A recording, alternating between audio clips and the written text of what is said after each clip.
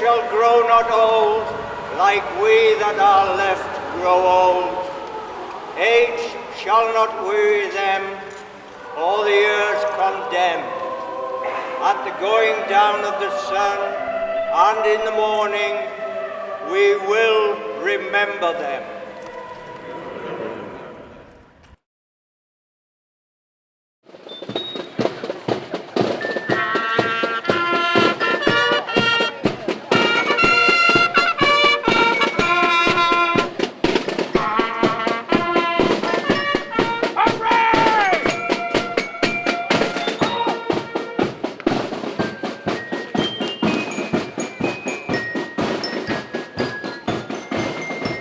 In the United Kingdom, Remembrance Sunday is always held on the second Sunday in November, which is the closest Sunday to the 11th of November, Armistice Day. We remember those who have lived and died in his service. This is the anniversary of the end of the First World War. At the going down of the sun and in the morning, we will remember them. We will remember them. Here in the Somerset town of Frome, Remembrance Day is marked by a ceremony at the town's war memorial.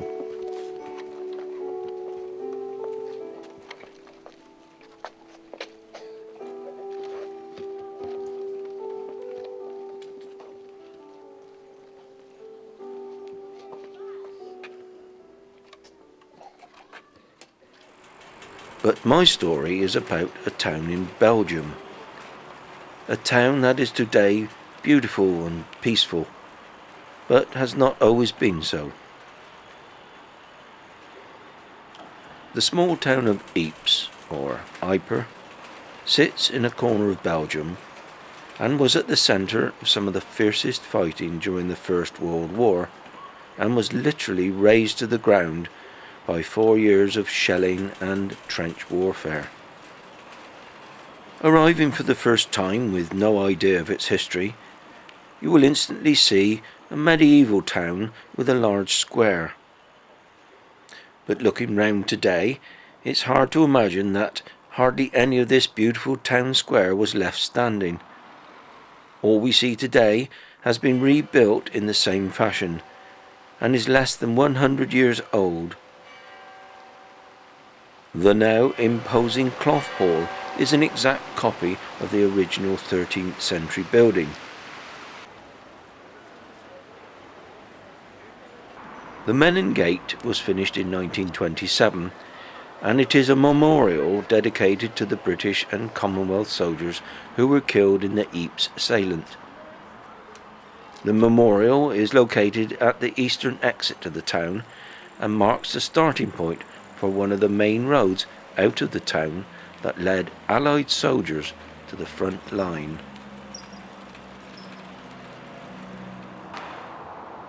Carved into the stone panels of the Hall of Memory are almost 55,000 names of Commonwealth soldiers who died in the salient, but whose bodies were never found or identified.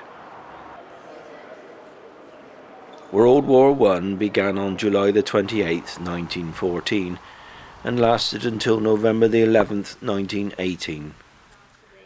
After Germany invaded Luxembourg and Belgium, both sides dug trenches stretching from the North Sea to the Swiss frontier with France, and remained essentially unchanged for most of the war. Soldiers fought bravely in terrible and squalid conditions, living and fighting in waterlogged trenches, sometimes only meters away from each other.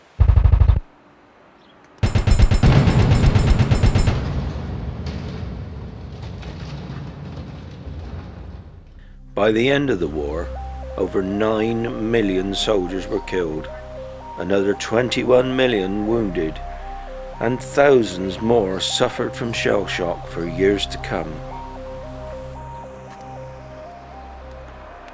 British and German trenches were quite different in construction. The British used corrugated iron, wood and sandbags, as seen here in the Yorkshire Trench, just north of Ypres. The original sandbags are long gone, but between 1992 and the year 2000, This area was excavated and reconstructed. The site itself is actually quite small, but the trench system obviously extended beyond this. Walking through the 1917 trench, it seemed to me to be surprisingly narrow and even somewhat claustrophobic. Small entrances to dugouts were now flooded. Intensive artillery bombardments. The moment that those artillery bombardments stop, out they come. The Bayernmoor trenches are a carefully restored section of the original German trench system dating from 1916. The first thing you'll notice is the use of wicker wood and sandbags only on the top.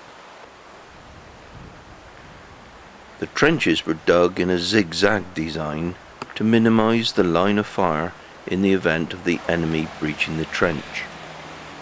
The surrounding countryside is now peaceful farmland, but it's not until you descend into the trench you get the feeling of what it must have been like for both sides.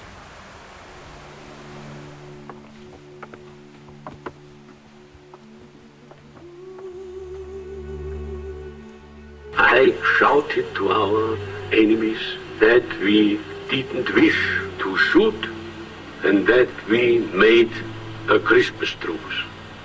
I said I would come from my side and we could speak together. Close by marks the spot where a Christmas truce took place. This was a series of widespread unofficial ceasefires that took place along the Western Front around Christmas 1914. Through the week leading up to Christmas, parties of German and British soldiers began to exchange seasonal greetings and songs between their trenches. You have to wonder how any soldier could go back to their trenches and resume firing on those same people.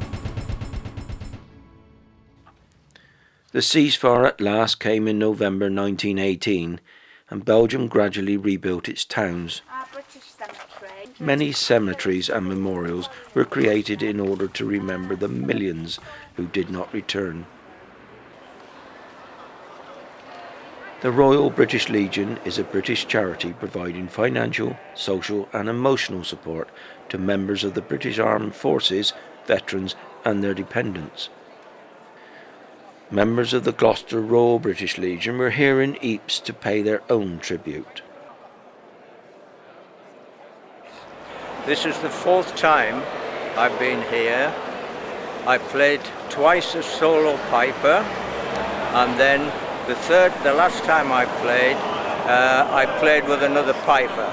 I just played Amazing Grace while they were laying the wreaths. At 8 p.m. every evening, hundreds of locals and tourists of all ages line the inside of the Menin Gate to pay tribute to the fallen. They come from all over the world, and it's a sight that makes your hair stand on end. It's really wonderful to be part of it. Well, it's brilliant. Since 1928, buglers from the local fire brigade have sounded the last post every single evening, with the exception of the German occupation in World War II. It is a truly moving experience.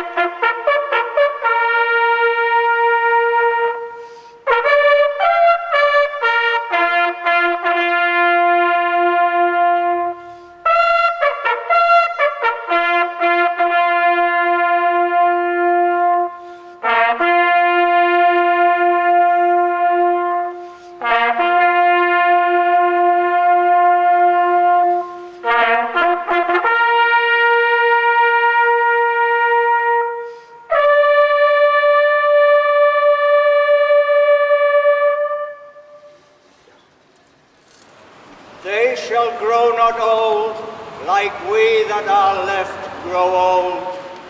Age shall not weary them, or the years condemn. At the going down of the sun, and in the morning, we will remember them.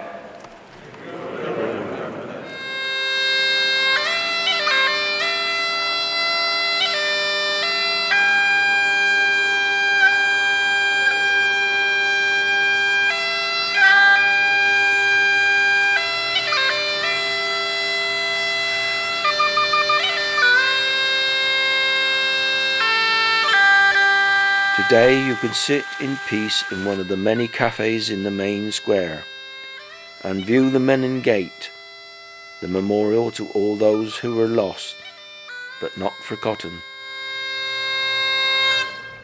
We will remember them.